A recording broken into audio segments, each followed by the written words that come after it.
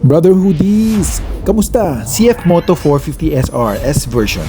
Ang premium made sports bike na loaded busog sa features at looks. Jologs daw China? Maybe, maybe not. Check mo muna to. Oh my god, who is that? I'm him, I know. HBO Soprano.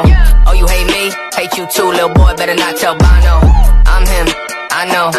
HBO Soprano. Oh, you hate me? Hate you too, little boy. Better not tell Bono.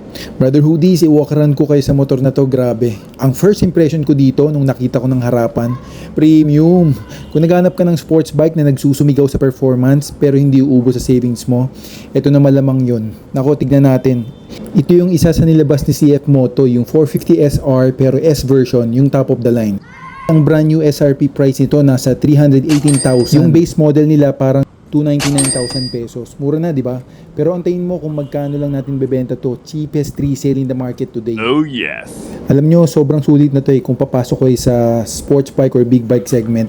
Especially since it can pass as fresh. Tapos may mga accessories pa. Tignan nyo, Brother Hoodies, yung startup ng TFT display niya. 450 SRS. Ayan, premium talaga. Papalitan nyo rin yung display or design. Depende sa trip mo. Ang running odometer nito ngayong June 2026 ay 3,885 kilometers. Pero pwede madagdagan na kasi niyaya tayo ng group mag-ride. Ayan, nakakambyo. Neutral natin. And then, to start natin. Kill switch. Start.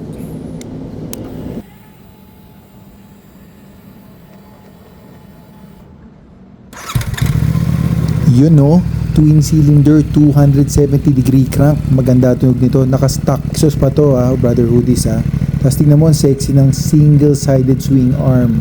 Ang linis tignan. Tapos yung underbelly exhaust nya. Kaya ang ganda ng pagkaka-design ng bike. Ang sports bike na to, malambot talaga yung clutch. Naka-sleeper clutch system na kasi. At ang galing, binigyan nila ng interchangeable shifter between GP racing or conventional na one down all up. Provided na rin pala by the factory yung sliders niya. Kaya dun pa lang makakamenos ka pa.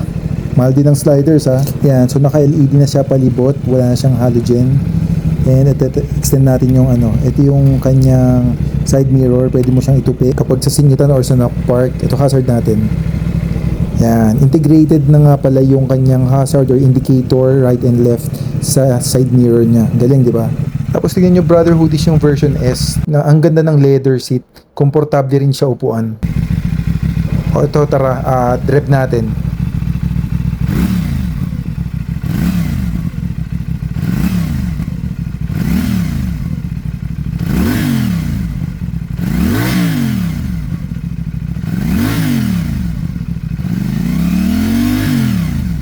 Grabe, sarap lagyan ng full system nito, malamang iba kasi yung crank niya kaysa sa ibang parallel twin. Bukod sa mababa audio nito, may mga accessories na rin siya, so menos ka na naman. Ito yung clutch and brake lever guard, so wala nito yan. Original CF Moto, merong mini driving light, nakatago siya para malinis tignan.